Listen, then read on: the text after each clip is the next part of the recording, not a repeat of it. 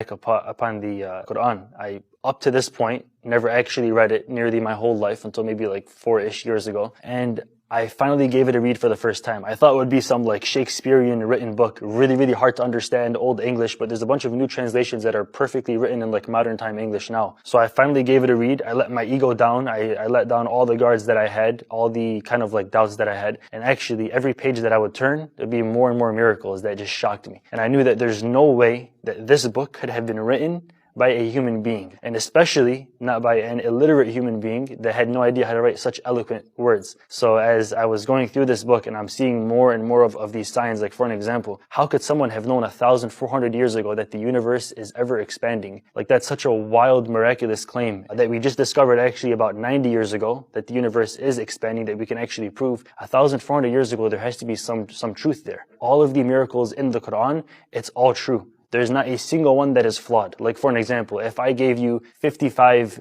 statements and I didn't know if any of them were actually true, maybe one might be real. Maybe I can tell you the price of Bitcoin in 45 years is going to be $1 million. That might be real. And if it's wrong, then you can disprove all of my previous statements. But in the Quran, back to back to back, all the statements just kept on proving more truth to me.